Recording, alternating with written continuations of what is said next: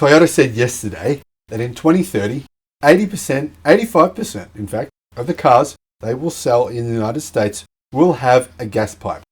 85% of the cars they will sell in the United States will have a gas pipe. Now, Toyota has said also that in 2030, only around about 1 million of their 9.5 million car sales will be electric. Now, they didn't confirm if that included hybrids. I don't think it did. But they did confirm that that figure includes their hydrogen vehicles, which they are still investing in. They're the only car company left in the world still investing in hydrogen. And they believe that in 30 years' time, they will still be selling petrol cars, diesel cars, hybrids, and hydrogen vehicles in 30 years' time. By which point, you can imagine the costs of batteries will have come down enormously. We may by then even have solid-state batteries that are inexpensive. Battery energy density will obviously have drastically improved to the point where I believe we'll have electric airplanes. In fact, we already have electric airplanes. What am I talking about? We'll just have bigger electric airplanes. So, think about this. EV manufacturing costs will be on par with ICE manufacturing costs in 2023. This isn't some crazy conspiracy theory. It's just what economists are saying will happen. Now, I think it's already happened in some ways. BYD is about to sell cars in Australia and other countries on par with their equivalent ICE vehicles. MG already does it. So it's already happening. And I think the same already happens with Tesla. Tesla vehicles are very similar to their luxury counterparts. And in some cases, they're actually a lot less expensive. Really, let's be honest, a Tesla Model 3 Performance is a very similar car to a BMW M3. The BMW M3, however, is significantly more expensive. The funny thing is, the Tesla Model 3 is actually much faster than a BMW M3. Even it's been proven on a track to be faster, as you can see in Top Gear's video, where they were shocked at just how good it was. Now, just imagine how good that vehicle and all the other EVs from all the other brands will be by 2030. Just imagine the continued cost decline in manufacturing costs of EVs. Now, we know without any doubt that EVs will be cheaper to manufacture, yes, cheaper to manufacture by 2030 than a petrol or diesel vehicle. And it just makes logical sense. There is thousands of parts in a petrol and diesel vehicle. Thousands of parts that you don't need in a very simple EV. Have you ever seen a bathroom fan powered by petrol? Have you ever seen a smartphone powered by diesel? Just imagine that. Why aren't they? Well, I think the reason is obvious. An electric motor is very simple and lasts a long time. Now, let's talk about batteries. New batteries coming from BYD, CATL and Tesla are all reported to have at least 1 million kilometers of usable life. Now, there is almost no cars in the world last for 1 million kilometers without changing the motor, which is a huge expense. And obviously by that stage, most other parts of your internal combustion engine are starting to break down. It's really not worth the money to do so. You just throw the car away. So the average lifespan for a car, a petrol, diesel, ICE car, is 275,000 kilometers. So if you buy an EV with a battery that'll last 1 million plus kilometers, by 2030, it could be 2 million. I mean, let's be honest, battery technology is improving that fast. That's very possible. So your 1 million mile or your 1 million kilometer EV technically will last 3 times longer than your ICE vehicle, making it massively cheaper. In addition, servicing costs are way cheaper. In addition, the cost of petrol isn't getting cheaper. If anything, due to sales declining, it will get more expensive. But even if you forget that, remember this fact. Solar has decreased in price by 89%. Wind generation has decreased in price by 75%. Both of those declines have happened over the last decade. Those declines will continue into the future. Right now, it costs 2 cents per kilowatt hour for solar versus 6 cents per kilowatt hour for coal. What this means, guys, without it going into a big explanation about it, I've made a video about it. You can watch it. I'll put the link in the comments. The cost of energy is continuing to decline. Yeah, I believe energy will be free by 2035 in most countries in the world because we'll have a massive surplus of energy. However, that aside, the cost of energy will continue to decline, and the cost of batteries will continue to decline, and the cost of gas will only increase. Let's be honest, gas is a pollutant, diesel is a pollutant, so is petrol, and we tax cigarettes, tobacco, and of course we should be taxing rather than subsidizing gas the way we are now. And it's only a matter of time before we do so. EVs, 100%, are inevitability by 2030. Now, what's another reason they're inevitable by 2030? Well, one other reason is the obvious. Guys, we all think in a linear way. Nobody I've asked this question of has ever been even remotely within the ballpark of being right.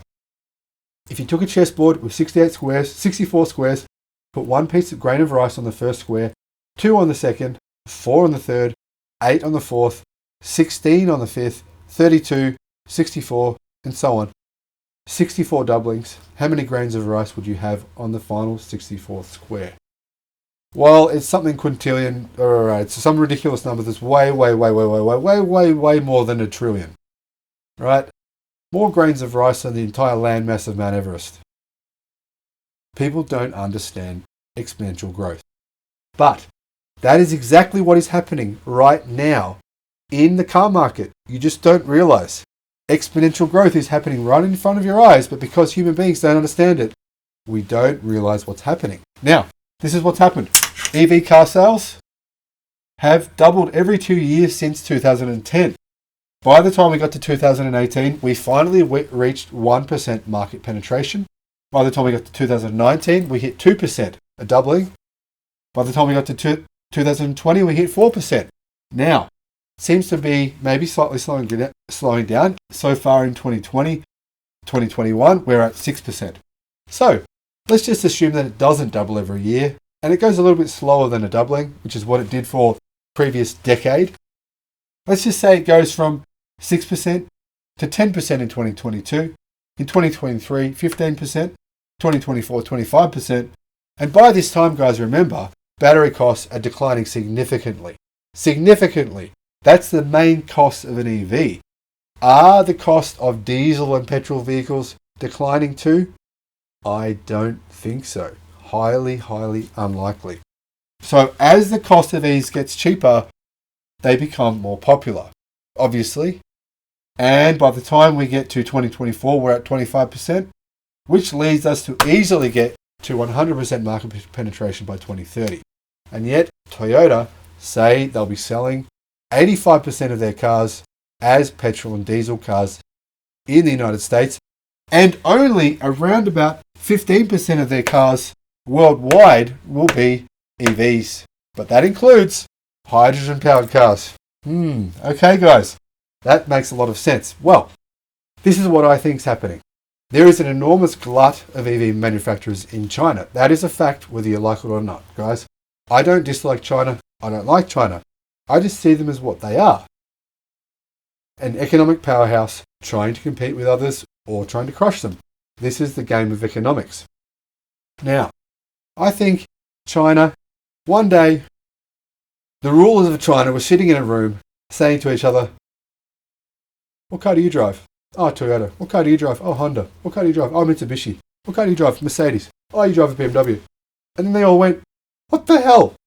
Why are we spending billions of dollars buying vehicles from other countries? Why don't we build them ourselves?" And then they came up with a grand plan to crush everyone else.